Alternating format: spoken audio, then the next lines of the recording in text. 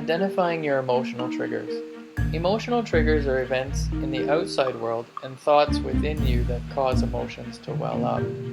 Triggers are often what people are referring to when they say things like, "That guy made me so mad," or "That song made me sad." Externally, there are things that people or say or do to you. Externally, there are things that people or say or do to you: traffic, bills, the weather, layoffs, illness, and so on. Within you, there are triggers. Identifying your emotional triggers. Emotional triggers are events in the outside world and thoughts within you that cause emotions to well up. Triggers are often what people are referring to when they say things like, "That guy makes me so mad," or "That song makes me sad." Externally, there are things that people will say or do to you: traffic, bills, the weather, layoffs, illness, and so on. Within you, there are triggers such as remembering, thinking, and ruminating. Knowing your triggers is a useful step towards dealing with the surges of emotion that they can produce. But it is sometimes hard to identify exactly what triggers your feelings. External triggers, outside influences of emotions: love, fear, guilt, joy, anger, sadness, interest.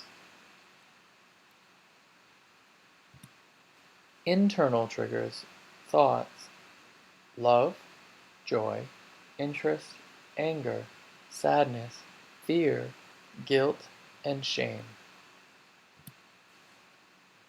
Making the connection. As you become skilled at identifying your emotional triggers, you'll be better able to anticipate the emotions they set off. But while external situations are relatively easy to identify, the challenge for most people is to identify which of their thoughts are emotional triggers. Use this tool to identify triggers.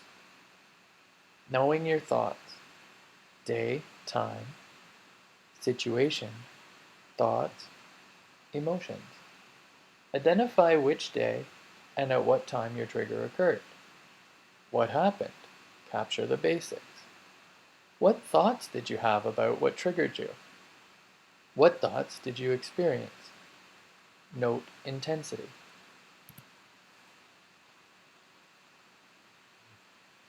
What patterns do you see between your thoughts and emotions? Did you notice a theme to your thoughts? Negative, defeating, overly optimistic, etc.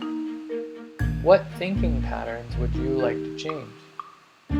Remember, practicing this exercise will eventually build up your natural ability to identify and choose your reactions over time.